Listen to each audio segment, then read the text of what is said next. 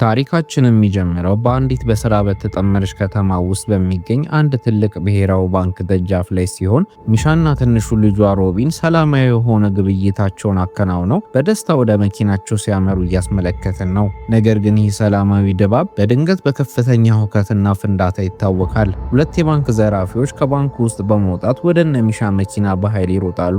ሚሻንና ልጇን ሮቢንንም በመሳሪያ በማስፈራራት ወደ መኪና ውስጥ ገብተው ያግቷቸዋል። የፖሊስ ሳይረን ድምጽም ከኋላቸው እያስተጋባ ስለነበረ ዘራፊዎቹ ፖሊሶቹን ሽሽት ሲጀምሩ ሚሻ ደግሞ ልጇን ሮቢን በእቅፏ አጥብቃ በመያዝ ባለ በሌላ አቅሟ ከዘራፊዎቹ ጋር ትታገላለች። ሆኖም ግን ዘራፊዎቹ በኃይል ስለሚበልጧት ምንም ማድረግ ሳትችል ትቀራለች። መኪናውንም የሚነዳውም ዘራፊም ፖሊሶቹን ለማምለጥ ሲል በከተማዋ በተጨናነቁ ጎዳናዎች ላይ በከፍተኛ ፍጥነት ሌሎች መኪናዎችን እየገጨና ህዝብን እያስጨነቀ በመጓዙ ሁኔታው ይበልጥ አደገኛ ይሆናል። በዚህ ትርምስም መሃል የመኪናው በር በድንገት ተከፍቶ ህፃኑ ሮቢን ይወረወርና በአሰቃቂ ድምፅ የህፃኑ ልጅ ጭንቅላት ከአስፋልቱ ጋር ይጋጫል። ሚሻም ልጇ እንደወደቀ ስትመለከት በታላቅ ድንጋጤና በንዴት መኪናውን ለማስቆም ዘራፊው ላይ ትዘላለች። ይሁን እንጂ ዘራፊው ያለምንም ማመንታት ሽጉጡን አውጥቶ ሚሻ ላይ የተኩስባትና ሚሻ በደም ተለቅልቃ ህይወት አልባ በሆነ አካሏ በመኪናው ወንበር ላይ ትዘረራለች። ሚሻም ላይም የተኮሰው ዘራፊ ጓደኛውን የገንዘብ ቦርሳውን ይዞ እንዲወርድ ካዘዘው በኋላ እሱ ብቻውን መኪናውን እያበረረ ያመልጣል። የገንዘብ ቦርሳውንም የያዘው ዘራፊ በባቡር ሀዲድ በኩል ሾልኮ በማምለጥ ሲሰወር መኪናውን ሲነዳ የነበረው ሌላኛው ዘራፊ ግን ከጥቂት ማሳደድ በኋላ በፖሊሶች ተከቦ እጁን ይሰጣል።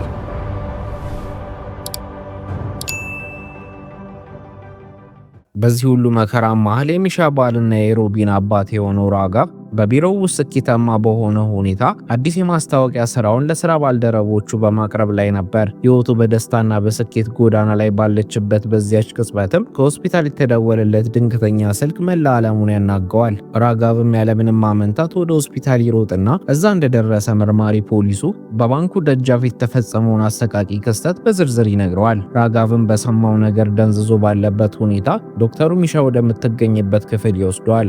እዛም ሚሻ የመጨረሻ ትንፋሿን ለመተንፈስ ስትጣጣር ያገኛትና ራጋቭ እጆቿን ይዞ ሊያረጋጋት ቢሞክርም በሚሻ አይኖች ውስጥ ያለው ብርሃን እየራቀ ሄዶ በእጁ ላይ ትሞታለች። ራጋቭ የሚወዳትን ሚስቱን በአይኑ ፊት በማጣቱ በታላቅ ሐዘንና ለቅሶ ይዋጣል። የራጋቭን መከራ በዚህ ብቻ ሳያበቃ ዶክተሮቹ የልጁን የሮቢንን አስክሬን እንዲመለከት ወደ አስክሬን ምርመራ ክፍል ይወስዱታል። ከህይወቱ በላይ የሚሳሳለትን ልጁንም ህይወት አልባ ሆኖ ሲመለከተው ራጋቭ ራሱን መቆጣጠር አቅቶት በመሪር እንባ ያለቅሳል። በፖሊስ ጣቢያውም ውስጥ በፖሊስ ቁጥጥር ስር የዋለው ዘራፊ ሊያክ የሚባል ሲሆን ሊያክ ምንም እንኳን ባንክ መዝረፉን ቢያምንም ግድያውን ግን እሱ እንዳልፈጸመው ይከራከራል። ሊያክም ሽጉጡን የተኮሰው እሱ ሳይሆን ጓደኛው እንደሆነና እሱ መኪናውን ብቻ ሲነዳ እንደነበረ ለማሳመን ይሞክራል።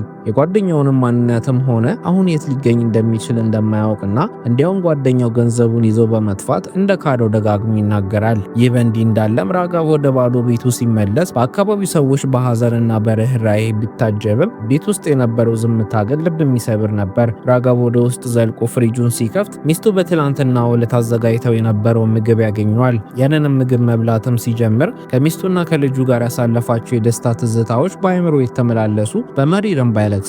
በሌላ በኩል ደግሞ ጎቪንድ የሚባል መርማሪ የባንኩን ደህንነት ካሜራ ቪዲዮ ከተመለከተ በኋላ በቁጣ ተሞልቶ ሊያክ ወደታሰረበት ክፍል በመግባት ስለ ጓደኛው መረጃ እንዲያወጣ ክፉኛ ይደበድበዋል። ሊያክ ግን ደም እየተፋም ቢሆን ጓደኛውን በግል እንደማያውቀውና ስራው መኪናውን ማሽከርከር ብቻ እንደሆነ በመናገር ቃሉን ሳይቀይር ይቀራል። በቀጣዩም ቀን የራጋቭ ወላጆች መጥተው ይህንን መሪር ሐዘን እንዲቋቋም አብሯቸው እንዲኖር ቢለምኑትም ራጋቭ ግን ቤቱን ጥሎ ለመሄድ ፈቃደኛ አልሆነም። ሐዘኑ አሁንም እንደ ትኩስ እሳት እየለበለበው የሆነው ነገር ሁሉ እንደ ህልም እየመሰለበት ግራ ተጋብቷል። ወደ ፖሊስ ጣቢያም ለምርመራ በተጣራበት ወቅት መርማሪ ጎቪንድ ሊያክ አሁንም ስለ ጓደኛው ምንም ሊናገር እንዳልቻለ ይነግረዋል። ጎቪንድም ሊያክን ፊት ለፊት ለማግኘት ጠይቆ ሲገናኙ ሊያክ የራጋቭን ስቃይ እንደሚረዳና ሚስቱና ልጁ በመሞታቸው እንዳዘነ በመግለጽ ይቅርታ ይጠይቀውና ገዳዩ እንዳልሆነ በተማጽኖ ይነግረዋል። በዚህ ጊዜ ራጋቭ ውስጡ ቁጣ ገንፍሎ በመውጣቱ ሊያክን ባልተጠበቀ ሁኔታ በቦክስና በእርግጫ መደብደብ ይጀምራል። ሊያክን በደብደባው ራሱን በሳተበት ሰዓት ራጋቭ ሊገለው ሲቃረብ ፖሊሶቹ በከፍተኛ ትግል አላቀውት ከጣቢያው አስወጡታል። ራጋቭም ህጋዊ መንገድ ውጤት እንደማይሰጠው ይረዳና በራሱ መንገድ መረጃ ፍለጋ ጆሺ የተባለች የእግር መርማሪ ቀጥሮ የሊያክ ጓደኛ ላይ ሚስጥራዊ ምርመራ እንድታደርግበት ያዛታል። ይህ በእንዲህ እንዳለም ሊያክ ወደ ከተማው ትልቅ ወንጀለኞች ወደሚታሰሩበት እስር ቤት ይዛወራል። እስር ቤቱ ሚካኤል በሚባል አስፈሪ ካቦ የሚመራ ሲሆን ሚካኤልና ቡድኑ ሊያክ ላይ ከባድ ጥቃት ይፈጽሙበታል። ቡድኑም ሊያክን ለማዋረድ ሲሉ የሴት ልብስ አልብሰው እንዲጨፍርላቸው ቢያስገድዱትም ሊያክ ግን መጨረሻ ላይ በድፍረት በመጋፈጥ ሁሉንም ገፈታትሮ ለማምለጥ ይሞክራል። በቀጣዩም ቀን የሊያክ እናት ወደ ጣቢያው መጣ ልጇን ስታገኘው በእንባ እየታጠበች በእውነት ሰዎቹን ገለሃል ብላ ትጠይቀዋለች። ሊያክም ለእናቱ ዘራፊ እንደሆነና ገዳይ ግን እንዳልሆነ ነግሯት ያረጋጋታል። እናትየውም ከጣቢያው ወጥታ ስትሄድ መርማሪ ጆሺ እንደማታውቃት ሰው ሆና በመቅረብ የታክሲ ሂሳብ ተጋርተን ከፍለን እንሂድ በሚል ሰበብ ትቀርባታለች። ግንኙነታቸውም ትንሽ መቅረብ ጀምሮ ስለ ሊያክ የግል ህይወት ትጠይቃትና ምስኪኗ እናት ልጇ ሊያክ ጂምሊ ከምትባል ባለጌ ልጅ ጋር ፍቅር እንደያዘውና ሊያገባት እንደሚፈልግ ተነግራታለች። መርማሪ ጆሺም ይህንን መረጃ ወዲያውኑ ለራጋቭ ታደርስና የጂምሊን አድራሻና ትክክለኛ ስሟንም ትሰጠዋለች። ራጋቭን በዚያው ምሽት ጂምሊ ወደምትሰራበት ሚስጥራዊ የምሽት ክለብ በመሄድ ክፍል ይይዛል። ጂምሊም ራጋቭን እንደማንኛውም ደንበኛ ቆጥራው ልታዝናናውና ልትደንስለት ስትሞክር ራጋቭ ግን ድንገት ከአልጋው ጋር አስሮ ይዛታል። ራጋቭም ጂምሊን በቢላዋ እያስፈራራት ስለ ሊያክና ስለ ጓደኛው የምታውቀውን ሁሉ እንድትናገር ያስገድዳታል።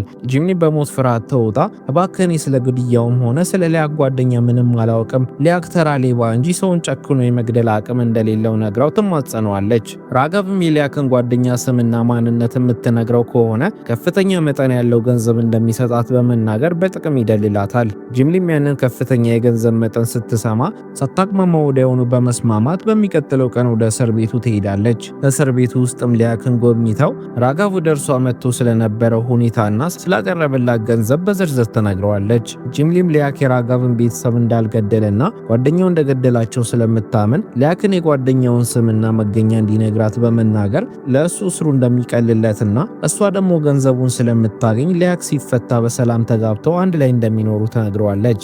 ሊያክ ግን አሁንም በቃሉ ጸንቶ ስለ ጓደኛው ምንም የማውቀው ነገር የለም በማለት በድፍረት ይመልስላታል። በቀጣዩም ምሽት ጂምሊ ሊያክ ያላትን ነገር ለራጋቭ ተነግረዋለች። ጂምሊ ሊያክ ገዳዩ እንዳልሆነና ስለ ጓደኛው ማንነት ምንም እንደማያውቅ በመናገር ጊዜውንና ገንዘቡን በእሱ ላይ እንዳያባክን ትነግረዋለች። ራጋቭም ላደረገችለት ትብብር አመስግኗት የተወሰነ ገንዘብ ሰጥቷት ቢወጣም ግን በድጋሚ ተመልሶ በመምጣት በአደገኛ በቀል ስሜት ተሞልቶ ለሁለተኛ ጊዜ ገንዘብ ከፍሏት እንድትጨፍርለት ያዛታል። ጂምሊም በሞት ፍርሃት እየተንቀጠቀጠች መደነስ ስትጀምር ራጋቭ በጭካኔ ወደ ግድግዳው ጎትቶ በመውሰድ እጅግ አስከፊ የሆነ ጥቃት ያደርስባታል። ከመሄዱም በፊት ከኔ ጋር ያሳለፍሽው ምሽት ምን ያህል ዘግናኝ እንደነበረ ለሊያክ ንገሪው በማለት ይነግራታል። በማግስቱም ፍርድ ቤቱ በሊያክ ላይ በባንክ ዘረፋና በሰው ግድያ ወንጀል የ20 ዓመት ጽኑ እስራት ይፈርድበትና ሊያክ ወደ እስር ቤት የሚወስደው መኪና ጋር እየተወሰደ ሳለ ራጋቭ በድንገት ይመጣና ጂምሊ ጋር ያሳለፈው ምሽት ይነግረዋል። ሊያክም በንዴት ደሙ ፈልቶ ራጋቭ ላይ ጥቃት ለመሰንዘር ቢሞክርም ፖሊሶች በኃይል ተቆጣጥረውት ወደ መኪናው ውስጥ ይወረውሩታል። ከጥቂት ቀናትም በኋላ ራጋቭ ሕይወቱ ሙሉ በሙሉ ባዶ እንደሆነች ተሰምቶት የሚይዘውና የሚጨብጠው ሲጠፋው ሊያክ እስራቱን ወደሚፈጽምባት ባላፑር ወደተባለችው ከተማ የሚወስደውን ባቡር ይሳፈራል። በጉዞም ላይ መንገደኞች በሚስቱና በልጁ ግድያ ዜና ላይ በቴሌቪዥን አይተው ስለነበረ ሊያጽናኑት ቢሞክሩም ራጋቭ ግን ሐዘኑ ስላሸነፈውና የሰዎችን የርህራሄ ዓይን መቋቋም ስላልቻለ በሚቀጥለው ፌርማታ ላይ ወርዶ ዓላማ በሌለው ሁኔታ በአውራ ጎዳና መሃል ላይ መራመድ ይጀምራል። አንድ ትልቅ መኪና ሊገጨው ሲቃረብ ሹፌሩ መኪናውን በድንገት በመጠምዘዝ ለትንሽ ይተርፋል። ሹፌሩም ከመኪና በመውጣት በራጋቭ ድርጊት ተበሳይቶ ራጋቭን ራሱን እስኪስት ድረስ መንገድ ዳር በቦክስና በእርግጫ ቀጥቅጦት ይሄዳል። ብዙም ሳይቆይ አንድ የባጃጅ ሹፌር አግኝቶት አቅራቢያው ወደሚገኝ ህንፃ ይወስደውና ራጋቭ ከዚያ ቀን ጀምሮ በዚያው ህንፃ ውስጥ አንድ ክፍል ተከራይቶ ብቸኛ ህይወቱን ይጀምራል። ይህ በእንዲህ እንዳለም ሊያክ በእስር ቤት ውስጥ ዘመኑን እየገፋ ቢሆንም አይምሮ ግን ከእስር ቤቱ እንዴት አድርጎ እንደሚያመልጥ ሌት ተቀን ሲያስብ ነው የሚውለው። ቢሆንም ግን ከእስር ቤቱ በተደጋጋሚ ለማምለጥ ቢሞክርም በሁሉም ሙከራዎቹ አይሳካለትም ነበር። አንድ ቀንም በድንች ጆንያ ውስጥ ተደብቆ ለመውጣት ቢሞክርም በመውጫው በር ላይ በአንድ ፖሊስ ተይዞ ለማምለጥ በመሞከሩ እንደ ቅጣት ጨለማ ክፍል ውስጥ ይቆለፍበታል። እነዚህ ውድቀቶች ግን ሊያክን ተስፋ አላስቆረጡትም ነበር። ሌላ ጊዜ የእስር ቤቱ መብራት በጠፋበት ወቅት ያንን አጋጣሚ ተጠቅሞ ከግንቡ ላይ ዘሎ ቢያመልጥም ፖሊሶቹ ወዲያውኑ አድነውት በድጋሚ ተይዞ ወደ እስር ቤቱ ይመለሳል። በእንዲህ ያለ ሁኔታም 15 ረጅም ዓመታት ሲያልፉ ሊያክ በእነዚህ ዓመታት ውስጥ በልቡ የደነደነና ለምንም ነገር ግድ የማይሰጠው ሰው ይሆናል። ሚካኤልና ጓደኞቹም ሊያክ በየጊዜው በማይሳኩለት የማምለጥ ሙከራዎች እያሾፉበትና እያዋረዱት ቆይተው አንድ ቀን ግን የሊያክ ትዕግስቱ ይሟጠጥና በድንገት ቢላዋ በመምዘዝ ጥቃት ይሰነዝርባቸዋል። አንዱን የሚካኤል ጓደኛም ሊገለው እስከ መጨረሻው እያሳደደው ሳለ የእስር ቤቱ ድባብ ወደ ደም መፋሰስ ይቀየራል። በእስር ቤት ውስጥ በተፈጠረው በዚያ ከፍተኛ ግርግርና ትርምስ መሃል ሊያክ ቢላዋ ይዞ የሚካኤልን ጓደኛ እያሳደደ ባለበት ቅጽበት ባልታሰበ ሁኔታ ወድቆ ራሱ ላይ ከባድ ጉዳት ይደርስበታል። በሌላ በኩል ደግሞ ራጋቭ ለ15 ዓመታት ያህል ራሱን ከሰው በማግለል በሩቅ መንደር በሚገኝ አንድ ገለልተኛ መጋዘን ውስጥ እየሰራ ከጎረቤትና ከህዝብ ተለያይቶ እንደ ባህታዊ መኖርን ጀምሯል። አንድ ቀንም ራጋቭን ፍለጋ የመጣች ሾባ የተባለች ሴት ቤቱ ድረስ በመሄድ ራሷን ታስተዋውቀዋለች። ሾባም የታረሙ እስረኞችን ወደ ማህበረሰቡ የሚቀላቀል መንግስታዊ ያልሆነ ድርጅት እንደምታስተዳድር ገልጻ ሊያክ አሁን 15 ዓመታትን በስር ማሳለፉንና ከዚህ በላይ ግን በከፋ የጨጓራ ካንሰር እየተሰቃየ እንደሚገኝ ተነግሯለች። ለዛም ሊያክ በህይወት የሚቆየው ለአንድ ዓመት ያህል ብቻ እንደሆነና ቀሪ ዘመኑን ከእናቱ ጋር በቤቱ እንዲያሳልፍ ራጋቭ ይቅርታ እንዲያደርግለትና ከስር እንዲፈታ ፍቃዱን እንዲሰጥ ትማጸኗለች። ራጋቭ ግን በሐዘንና በድብርት በተሰባበረ ድምፅ አንቺ ልጅሽን ገዳይ ይቅር ማለት ትችያለሽ በማለት በጥያቄ አፋጥጣታል። ሾባም ለጥቂት ሰከንዶችም ዝም ካለች በኋላ አንድ ሰው ለመለወጥ 15 ዓመት በቂው ነው፣ እኔ ደግሞ ያንን ለውጥ በላይ ከይቻለሁ በማለት ትመልስለታለች። ይሁን እንጂ ራጋቭ በጥያቄዋ ሳይስማማና ለሊያክ ይቅርታ ሳያደርግለት እንድትወጣ ያዛታል። ሾባም ከራጋቭ ቤት ከመውጣቷ በፊት ግን አንድ መራር እውነት ትነግረዋለች። ሊያክ በቅርቡ ለሕክምና ሲባል ከእስር እንደሚለቀቅና ራጋቭ ግን ላለፉት 10 ዓመታት በላይ በራሱ ስለ ልቦና እስር ቤት ውስጥ ታስሮ ያለምንም ህይወት በአንድ አፓርታማ ውስጥ እየኖረ ህይወቱን ማሻሻል ባለመቻሉ ወቅሳው ትሄዳለች። የሾባ ቃላትን በራጋቭ አእምሮ ውስጥ ትልቅ ድንጋጤና ጥያቄ ፈጥረውበት ያድራሉ። በማግስቱም ራጋቭ ከዓመታት በኋላ ወደ ቀድሞ ቤቱ ያመራል። እዛም የሚስቱንና የልጁን ፎቶግራፎች ተመልክቶ ከራሱ ጋር ካወራ በኋላ ሊያክን ይቅር ሊለው ይወስናል። በቀጣዩም ቀን ራጋቭ ወደ እስር ቤቱ ሲያመራ የሚስቱንና የልጁን ሞት ሲመረምር የነበረው መርማሪ ጎቪንድን ያገኘዋል። ጎቪንድም ጡረታ ሊወጣ ጥቂት ቀናቶች እንደቀሩትና ይህ የራጋቭ ቤተሰብ ግድያ መዝገብ ሳይዘጋና ሁለተኛው ግብረ አበር ሳይያዝ በመቆየቱ ጥልቅ ሐዘን እንደተሰማው ይገልጽለታል። ራጋቭም የተወሰኑ ብርቱካኖችን በመያዝ ከሾባ ጋር በመሆን ሊያክን እንዲጎበኝ ፍቃድ ያገኛል። ሊያክም ራጋቭ እንደተመለከተው በድጋሚ በእንባ እየታጠበ ይቅርታ እንዲያደርግለት ይለምነዋል። ራጋቭ ግን ይቅር እምልህ የጓደኛህን ስም ከነገርከኝ ብቻ ነው ይለዋል። ሊያክ ግን አሁንም የቆየ ቃሉን በመድገም ስለ ጓደኛው ምንም እንደማያውቅ ይገልጽለትና ራጋቭ ምንም ምላሽ ሳይሰጠውና ይቅርታውን ሳይገልጽለት ለሾባም አንድ ቃል ሳይናገር በቁጣ ከክፍሉ ወጥቶ ይሄዳል። በዚያው ምሽትም የሊያክ እናት ራጋቭ ልጇን ይቅርታ እንዲያደርግለት ልትለምነው ቤቱ ድረስ ትመጣለች። መጀመሪያ ላይም ሊያነጋግራት ባይፈልግም እሷ ግን ለልጇ ነጻነት ስትል አንድ ትልቅ ሚስጥር ትነግረዋለች። እናትየውም የሊያክ ግብረ አበርና አብሮት የዘረፈው ሰው ስም ሃርሞን እንደሚባል ትነግረዋለች። የሊያክም እናት የሃርሞንን ማንነትና አድራሻ ለራጋቭ አሳልፋ የሰጠችው በአንድ ቅድመ ሁኔታ ብቻ ነበር። እሱም ራጋቭ ለልጇ ይቅርታ አድርጎ ከስር እንዲያስፈታውና ቀሪ ጥቂት ወራቱን በሰላም እንዲገፋ በማለት ነው። በማግስቱም ራጋቭ በስምምነቱ መሰረት የይቅርታ ወረቀቶችን ለሚመለከተው አካል በማቅረብ ሊያክ ከስር እንዲለቀቅ ያደርጋል። ሊያክም ከእስር ቤቱ ግቢ ከመውጣቱ በፊት ያለፉት 15 ዓመታት ሲያሳቅቁት ለነበሩት ለማይክልና ለጓደኞቹ እኔ አሁን ወደ ታይላንድ ሄጄ ህይወቴን ልቀጭ ነው፣ እናንተ ግን እዚህ ታስራችሁ ተበሰብሳላችሁ በማለት አፊዞባቸው ይሰናበታቸዋል። በሌላ በኩል ደግሞ የሊያክ ግብረ አበር የሆነው ሃርሞን ባለፉት 15 ዓመታት ውስጥ ማንነቱን ቀይሮና በዝርፊያው ገንዘብ ሀብታም ሆኖ አንድ ትልቅና ዘመናዊ ምግብ ቤት እያስተዳደረ እንደሚገኝ እንመለከታለን። ራጋቭም የሃርሞን አድራሻ ስለደረሰው በቀጥታ ወደ ምግብ ቤቱ ያመራና ባልታሰበ ሁኔታ ሁለቱ በሊፍት ውስጥ ፊት ለፊት ይገናኛሉ። ሃርሞንም የራጋቭን ፊት ወዲያውኑ ስለለየው በታላቅ ድንጋጤና ጭንቀት ውስጥ ይወድቃል። በዚያው ምሽትም ራጋቭ የሃርሞን ሚስት የሆነችውን ኮኮን በድብቅ መከታተል ይጀምራል። ባልታሰበ ሁኔታም ኮኮ በመንገድ ላይ የመኪናዋ ጎማ ፈንድቶባት ጨለማ በዋጠው አውራ ጎዳና ላይ ለብቻዋ ስትቸገር ያገኛታል። ራጋቭም አጋጣሚውን በመጠቀም ሊረዳት ቢሞክርም ግን እሷ ፍቃደኛ ሳትሆን ትቀራለች። ቢሆንም ግን ራጋቭ አካባቢው ለሴት ልጅ አደገኛ እንደሆነና በሰላም ቤቷ እንደሚያደርሳት ቃል ገብቶላት በመተማመን መኪና ውስጥ ትገባለች። በጉዞም ላይ ያሉ ኮኮ ስለ ግል ህይወቱ ስትጠይቀው ራጋቭ የሚስቱንና የልጁን ፎቶግራፍ ያሳያታል። ኮኮም እሷና ባለቤቷ ሃርሞን የራሳቸው ምግብ ቤት እንዳላቸው ገልጻ ልዩ ምግባቸውን እንዲቀምስና ሲመጣ ሚስቱን ይዞ እንዲመጣ ትጋብዘዋለች። ራጋቭም ግብዣውን ተቀብሎ ቤቷ ካደረሳት በኋላ ሃርሞንና ኮኮን በሩቅ ሆኖ እየሰለላቸው ነበር። በቀጣዩም ቀን ራጋቭ ወደ ሃርሞን ምግብ ቤት ያመራና ኮኮ በታላቅ ደስታ ተቀብለው ከባለቤቷ ከሃርሞን ጋር ታስተዋውቀዋለች። ሃርሞንም ራጋቭን ሲያየው መንቀጥቀጥና መረበት ቢጀምርም እንደሚያውቀው በማስመሰል ሰላምታ ይሰጠዋል። ኮኮም ራጋቭን ለምን ሚስትህን ይዛህን መጣህን ብላ ስትጠይቀው ራጋቭ በረጋና ቀዝቃዛ ድምፅ ሚስቴና ልጄን ከ15 ዓመታት በፊት በሁለት ዘራፊዎች ተገለዋል በማለት መሪር እውነቱን ይነግራታል። ኮኮም በሰማችው ነገር ክፉኛ ደንግጣና ለራጋቭ አዝና ምግቡን ለማዘዝ ወደ ውስጥ ትገባለች። ሃርሞንና ራጋቭ ብቻቸውን ቀርተው ሃርሞን በጭንቀት ተውጦ ከዚህ በፊት ተገናኝተናል ብሎ ሊጠይቀው ይሞክራል። ራጋቭ ግን ሃርሞንን በደንብ እንደሚያውቀውና ባንክ ሲዘርፍ የሚስቱንና የልጁን ሕይወት እንደቀጠፈ እንደሚያውቅ ይነግረዋል። ሃርሞንን በድንጋጤ ተውጦ ራጋቭ ዝም ብሎ የቀባጠረ እንደሆነ ቢነግረው ራጋቭ ግን ሁሉንም መረጃ ለፖሊስ አሳልፎ እንደሚሰጥ በማስጠንቀቅ ሊሄድ ሲነሳ ሃርሞን በፍራቻ ተውጦ ራጋቭ ምን እንደሚፈልግ ይጠይቀዋል። ራጋቭም ከሱ ምን እንደሚፈልግ ለማሳወቅ በመነጋታው ወደ ቤታቸው እንደሚመጣ ነግሮት እየተቻኮለ ይሄዳል። በቀጣዩም ቀን ራጋቭ በበቀል ስሜት ተሞልቶ ወደ ሃርሞን ቤት ያመራል። በዚህ ጊዜ ሃርሞን እውነቱን ሁሉ ለሚስቱ ለኮኮ ነግሯት ስለነበረ ቤት ውስጥ ታላቅ ድንጋጤ ሰፍኗል። ኮኮም ለባሏ ካላት ጥልቅ ፍቅር የተነሳ ራጋቭን በይቅርታ እየለመነችው የፈለግከውን ነገር እናደርጋለን፣ ብቻ አንተ ሰላም እንድታገኝ የሚረዳህን ማንኛውን ካሳ እንከፍላለን በማለት ትማጸነዋለች። ሃርሞንም በበኩሉ ሚስትህን የገደልኳት እኔ አይደለሁም ሊያክ ነው ተኩሶ የገደላት በማለት ጥፋቱን በሊያክ ላይ ለማሳበብ ይሞክራል። ነገር ግን ራጋቭ አሁን ላይ ትክክለኛው ገዳይ ማን እንደሆነ ግድ አይሰጠውም። 15 ዓመታት ሙሉ በልቡ ያሳደገውን የበቀል እሳት ለማርካት የሁለቱንም ሕይወት ሊያፈራርስ ቆርጦ ተነስቷል። ሃርሞንና ኮኮም በከፍተኛ ጭንቀት ውስጥ ሆነው ራጋቭን በእንባ የተማጸኑት ሊያክ በእስር ቤት በነበረበት ወቅት ሲጠብቁለት የነበረውን የዝርፊያውን ገንዘብ ጭምር ሊሰጡት ቃል ቢገቡለትም ራጋቭ ግን ይባስ ብሎ በንዴት ደሙ ፈልቶ በቤት ውስጥ ያለውን ዕቃ በሙሉ እያፈራረሰ እኔ የምፈልገው ገንዘብ ሳይሆን በቀል ነው እያለ ይጮሃል።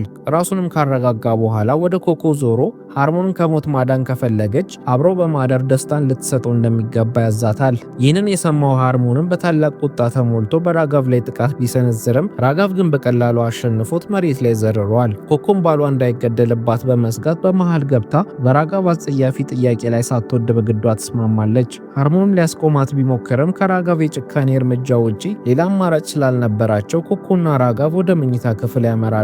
እዚያም እንደደረሱ ራጋቭ ኮኮን ልብሷን እንድታወልቅ አዟት በከፍተኛ ማመንታት ትዕዛዙን ተፈጽማለች። ራጋቭም ኮኮን ምንም ሳያደርጋት ዝም ብላ ድርጊቱን በደስታና በፍቃደኝነት እያደረገችው እንደሆነ የሚያስመስል ድምፅ እየጮኸች እንድታሰማ ያስገድዳታል። ይህንንም የሚያደርገው ሃርሞን ከክፍሉ ውጭ ሆኖ ሚስቱ በራጋቭ እጅ ደስታን እያገኘች እንደሆነ አምኖ በውርደት በስነ ልቦና ስቃይ እንዲሰበር ለማድረግ እንደሆነ እንረዳለን። ሃርሞንም ከክፍሉ ውጭ ሆኖ ይህንን ድምፅ ሲሰማ ክብሩ እንደተገፈፈ ተሰምቶት መላ አካላቱ በሐዘንና በውርደት ይፈራርሳሉ። ከጥቂት ቆይታም በኋላ ራጋቭ የሸሚዙን ቁልፎች በዝግታ እየቆለፈ ከመኝታ ክፍሉ በመውጣት ሊያክ የገንዘቡን ድርሻ ለመውሰድ ሃርሞንን በሚያገኝበት ወቅት እንዲያሳውቁት አስጠንቅቋቸው ይወጣል። ሃርሞንም በሐዘን ተሰባብሮ ማልቀስ ቢጀምርም ኮኮ ግን ራጋቭ እንዳልነካትና ይህንን ሁሉ ያደረገው በአይምሮ ላይ ለመጫወትና ለማሰቃየት ብቻ እንደሆነ ነግራ ታረጋገዋለች። በሌላ በኩል ደግሞ ሊያክ ከ15 ዓመታት እስር በኋላ ተፈቶ ወደ ቤቱ በመመለስ እናቱን በድንገት ያስደስታታል። እናቱም ልጇን በማግኘቷ በታላቅ ሐሴት ተሞልታ የሚወዳቸውን ምግቦች እያዘጋጀች ቀሪ ዘመኑን ከወንጀል ነፃ ሆኖ እንዲያሳልፍ ትማጸነዋለች። በዚያው ምሽትም ሊያክ የቀድሞ ፍቅረኛውን ጂምሊን ፍለጋ ወደ ተለመደው የጭፈራ ክለብ ቢሄድም ሊያገኛት አልቻለም። በጂምሊ ምትክ የምትሰራውም ልጅ ጂምሊውን ባለጸጋ በሆነ ሰው አፓርታማ ውስጥ በቅንጦት እንደምትኖር ነግራው አድራሻዋን ትሰጠዋለች። ሊያክም ወደ ተባለው አፓርታማ በማምራት ጂምሊን ያገኛታል። እሷም ከዓመታት በኋላ ሊያክም በማየቷ በጣም ትገረማለች። ሊያክም ከሷ ጋር በሰላም ተጋብቶ የመኖር ህልሙ እንደተሟጠጠ ቢረዳም ለጊዜው የሚሆነውን ገንዘብ እንድትሰጠውና ወዲያውኑ እንደሚመልስላት ቃል ይገባላታል። ጂምሊ ምንም አይነት ጥያቄ ሳታበዛ ጥቂት ገንዘብ ትሰጠዋለች። ማታም ላይ ሊያክ ወደ ጭፈራ ክለቡ በመመለስ ቅድም ካገኘት ጨፋሪ ጋር ካደረ በኋላ የልጅቷን ስልክ በድብቅ ሰርቆ ወደ ሃርሞን በመደወል ወደ ታይላንድ ስለሚሄድ የዝርፊያውን ገንዘብ ድርሻ ወዲያውኑ እንዲሰጠው ይነግረዋል። ሃርሞንም ለሊያክ በቀጣዩ ቀን ገንዘቡን የሚያገኝበትን ቦታ ቢነግረውም ግን ከራጋቭ ጋር ያደረጉትን ስምምነት በማፍረስና ራጋቭ ያደረሰበትን ውርደት በማሰብ ስለ ገንዘቡ ዝውውር ለራጋቭ መናገር አልፈለገም። ኮኮ ግን የባሏን ሐሳብ ተቃርነው ወዲያውኑ ወደ ራጋቭ ደውላ ሊያክ እንደደወለ በመናገር የት እንደሚገናኙ ትነግረዋለች። ራጋቭም ይህንን ከሰማ በኋላ ገንዘቡን ለሊያክ የሚያደርሰው ሰው ሃርሞን ሳይሆን ራሱ እንደሆነ በመናገር ገንዘቡን እንዲያዘጋጁት ይነግራቸዋል። በማግስቱም ራጋቭ ሃርሞን የሊያክን ገንዘብ ከባንክ ለማምጣት ከቤት በወጣበት ሰዓት ላይ ወደ ቤቱ ይገባና ኮኮ ብቻዋን ያገኛታል። ኮኮም ለራጋቭ ሃርሞን ገንዘቡን ይዞ በቅርቡ እንደሚመጣ ትነግረዋለች። ራጋቭም ወደ መኝታ ክፍሉ አብራው እንድትገባ ይጠይቃትና ትመለከትና ኮኮ ራጋቭ ክፉ ነገር እንደማያደርግባት በመገመት ትከተሏለች። በክፍሉም ውስጥ እንደገቡ ራጋቭ አንዲት የተለየች ልብስ ሰጥቷት እንድትለብሰው ያዛታል። ኮኮብ ልብሱን ለመቀየር ሽንት ቤት ባለችበት ወቅት በድብቅ ለሃርሞን ደውላ ራጋቭ ቤት እንደመጣና ገንዘቡን እስከሚያመጣ እየጠበቀው እንደሆነ ትነግረዋለች። ይሁን እንጂ ኮኮ ራጋቭ ምንም ነገር አያደርግኝም ብላ በማሰብ ልብሷን ቀይራ ወደ መኝታ ክፍሉ ስትገባ ያየችው ትዕይንት ክፉኛ ያስደነግጣታል። ራጋቭ ሙሉ መኝታ ቤቱን በፕላስቲክ ሸራ ሸፍኖ ታገኘውና ራጋቭ ለ15 ዓመታት ሲያብላለው የቆየውን በቀል በማሰብ ለኮኮ ማሰቢያ ጊዜ እንኳን ሳይሰጣት በእጁ ይዞት በነበረው መዶሻ ጭንቅላቷን በአሰቃቂ ሁኔታ ይመተዋል። እሷም ደሟ እየፈሰሰ እዚያው ክፍል ውስጥ ስትዘረር ራጋቭ ምንም አይነት የርህራሄ ስሜት ሳያሳይ ሃርሞን እስከሚመጣ ድረስ በዝምታ መጠበቅ ይጀምራል። ከጥቂት ቆይታም በኋላ ሃርሞን ሀገር ሰላም ነው በማለት ገንዘቡን ይዞ ይመጣና ለራጋቭ ይሰጠዋል። ሆኖም ግን የሚስቱን ስም እየጠራ ቢፈልጋትም ምንም አይነት ምላሽ ሊያገኝ ባለመቻሉ በድንጋጤ መዋከብ ይጀምራል። ራጋቭን በረጋ ድምፅ ኮኮ መኝታ ቤት ውስጥ እንዳለች ይነግረዋል። ሃርሞንን በከፍተኛ ፍጥነት ወደ መኝታ ክፍሉ ሲሮጥ ኮኮን በደም ተዘፍቃና ህይወት አልባ ሆና ወለሉ ላይ ያገኛታል። ሃርሞንም ዓለም በላዩ ላይ እንደተደፋች ተሰምቶት ሚስቱን አቅፎ በመሪር እንባ ማልቀስ ሲጀምር ራጋቭ የኔ ሚስት ልክ እንደዚሁ በቅፌ ውስጥ ነበር የሞተችው በማለት ያንን የ15 ዓመት ቁስሉን እያስታወሰ ይነግረዋል። ሃርሞንም በተረበሸ ስሜት ሆኖ አምቡላንስ ለመጥራት ስልኩን ሲመዝ ራጋቭ ስልኩን በማስጣል በያዘው መዶሻ ደጋግሞ ጭንቅላቱን መጥቶ ይገለዋል። ቀጥሎም ራጋቭ የሁለቱንም አስክሬን አስቀድሞ ባዘጋጀው ፕላስቲክ ሸራ ጠቅልሎ ያስቀምጣቸዋል። ያንኑ ዕለትም ራጋቭ ከሾባ ጋር ይገናኝና ሾባ ራጋቭ ለሊያክ ይቅርታ በማድረጉ ታላቅ ቅንነት እንዳሳየ በመግለጽ ታደንቀዋለች። ሁለቱም አንድ ሁለት የተባባሉ ከተጫወቱ በኋላ ስሜት በተሞላ ሁኔታ ይሳሳማሉ። ማታም ላይ ራጋቭ የሃርሞንና የኮኮን አስክሬን በመኪናው ጭኖ ለመቅበር ይወጣል። በመንገድ ላይም ብዛት ያላቸው ፖሊሶች አስቁመውት ወዴት እየሄደ እንደሆነ ይጠይቁታል። እሱም በሚያስገርም ሁኔታ ሁለት አስክሬኖችን ልቀብር ነው በማለት እውነቱን ቢነግራቸውም ግን ፖሊሶቹ እንደ ተራ ቀልድ ቆጥረውት እየሳቁ እንዲያልፍ ይፈቅዱለታል። ራጋቭም ማንም ወደማይደርስበት ገለልተኛ ስፍራ በመሄድ ጉድጓድ ቆፍሮ የባልና የሚስቱን አስክሬን አብሮ በመቅበር ደብዛቸውን ያጠፋል። በማግስቱ ጠዋትም ላይ ሊያክ ገንዘቡን ለመቀበል ከቤቱ ሲወጣ አንድ ፖሊስ በድብቅ የተከታተለው እንደሆነ ይረዳል። ፖሊሱንም ለማደናገር በአቅራቢያ ወደሚገኝ ሲኒማ ቤት ገብቶ ፊልም ማየት ይጀምራል። በፊልሙ መሃል እጅግ ብልህ በሆነ ዘዴ ፖሊሱ ሳያየው ከሲኒማ አዳራሹ ሾልኮ በማምለጥ ሃርሞን ገንዘቡን ሊሰጠው ወደ ቀጠረው ቦታ ይደርሳል። ሆኖም ግን ሊያክ እዚያ ቦታ ላይ ሃርሞንን ሳይሆን ራጋቭን ሲያገኝ ክፉኛ ይደነግጣል። ራጋቭም ሃርሞን ነው ገንዘቡን እንድሰጥ የላከኝ ቢለውም ሊያክ ግን ሁኔታውን በመጠርጠር ገንዘቡን ሳይቀበል ወዲያውኑ አካባቢውን ይጠፋል። ከተወሰኑ ቀናቶችም በኋላ ፖሊሶች ሊያክን ይዘው ስለ ሃርሞንና ኮኮ መጥፋት ምርመራ ያደርጉበታል። መርማሪ ጎቨንደም ሁለቱ ሰዎች ካለፈው ቀን ጀምሮ ደብዛቸው መጥፋቱን ቢነግረውም ግን ሊያክ ምንም አላውቅም፣ አልተገናኘንም በማለት ቃሉን ይሰጣል። ይሁን እንጂ ፖሊሶቹ በምርመራቸው ወቅት በምግብ ቤቱ የደህንነት ካሜራ ላይ ራጋቭ ከሃርሞንና ከኮኮ ጋር ሲገናኝ የሚያሳይ ምስል ያገኛሉ። መርማሪ ጎቨንደም ወዲያውኑ ወደ ራጋቭ ቤት በመሄድ ጥያቄ ባይቀርብለትም ራጋቭ ግን ባለፈው ሳምንት ኮኮ መኪናዋ ላይ ችግር አጋጥሟት ረድቻት ስለነበረ ኮኮ በሬስቶራንታቸው ውስጥ ለምሳ ጋብዣኝ ነው የሄድኩት፣ በትላንትናው ዕለት ግን ከሾባ ጋር ነበርኩ በማለት ራሱን ይከላከላል። መርማሪው ጎቨንድን በራጋቭ መልስ ጥርጣሬ ስለነበረው ራጋቭ ውሃ የጠጣበትን ብርጭቆ ለዲኤንኤ ምርመራ በሚስጥር ይዞት ይወጣል። በዚያው ምሽትም ራጋቭ ወደ ቤቱ ሲመለስ የቤቱ በር ተሰብሮና ሰው ገብቶበት እንደነበር ያስተውላል። ወደ ውስጥም እንደገባ ሊያክ በድንገት ዘሎ ጉሮሮውን በማነቅ ገንዘቤን ስጠኝ እያለ ማስፈራራት ይጀምራል። በሁለቱም መካከል ከባድ ትግል ተጀምሮ ራጋቭ የበላይነቱን በማግኘት ሊያክን ራሱን እስኪስት ድረስ በጭካኔ ደብድቦ ይጥለዋል። ሊያክም ከጥቂት ቆይታ በኋላ ነፍሱ ስትመለስ ራጋቭን ስለ ሃርሞንና ስለ ኮኮ ይጠይቀዋል። ራጋቭም ያለምንም ጸጸት እንዴት እንደገደላቸውና እንደቀበራቸው በዝርዝር ይነግሯል። ሊያክም በሰማው ነገር ተገርሞና የራጋቭን መጨከን አይቶ ታዲያ እኔንስ ለምን አትገድለኝ በማለት በመገረም ድምጽ ይጠይቀዋል። ራጋቭም ሊያክ በካንሰር በሽታ እየሞተ ስለሆነ የሱን ስቃይ ለመጨመር በበሽታው ተሰቃይቶና ያን ሁሉ ዓመት የጠበቀውን ገንዘብ ሳያገኝ በቁጭት እንዲሞት ፈልጎ እንደሆነ ይነግረዋል። ሊያክም ራጋቭ እንደማይገድለው ሲረዳ ነፃ ሰው እንደሆነ በማሰብ ክፍሉን ጥሎ ለመውጣት ይነሳል። ሆኖም ግን ከመሄዱ በፊት ዞር ብሎ ለራጋቭ አንድ መርዶ የሚሆንነት ይነግረዋል። በዘርፊያውም ቀን ሚስቱን ተኩሶ የገደለው ራሱ እሱ እንደነበረና ድርጊቱንም የፈጸመው ሁኔታዎች ከቁጥጥር ውጭ ስለሆነበት እንደሆነ ይናዘዛል። ሊያክም በሰራው ስራ ጥልቅ ጸጸት ውስጥ ውስጥ ቢሆንም አሁን ግን ራጋቭ የሃርሞንን ንጹህ ቤተሰብ በማጥፋቱ እሱም እንደ ገዳይ እንደሚቆጠርና በሁለቱ መካከል ምንም አይነት ልዩነት እንደሌለ ይነግረዋል። ራጋቭም ይህንን ሲሰማ መላ ሰውነቱ በድንጋጤ ይዋጥና በበቀል ስም የፈጸመው ግፍና ያጠፋቸው ንጹሐን ሰዎች በህሊናው የተመላለሱበት በራሱ ድርጊት ክፉኛ ይጸጸታል። ሊያክም በበኩሉ ሙሉ በሙሉ ተስፋ በመቁረጥና በድብርት ተውጦ ጂምሊን ለመጨረሻ ጊዜ ሊሰናበታት ይሄዳል። ሊያክም በካንሰር ምክንያት ከአንድ ዓመት በላይ እንደማይኖር ሲነግራት ጂምሊ በድንጋጤና በሐዘን ልቧ ይሰበራል። ይህንንም ለምን ቀድማ አልነገርከኝም እያለች ስትቆጣው የጂምሊ ባለቤት በድንገት ደርሶ ሁኔታውን በተሳሳተ መንገድ በመረዳቱ ጂምሊን ማገዝሽብኝ በማለት በጥፊ ይላታል። ሊያክም ሊከላከልላት ቢነሳም ጂምሊ ግን እያለቀሰች ሁኔታው እንደምታረጋጋውና አሁን ግን ከቤቷ እንዲወጣላት ትነግረዋለች።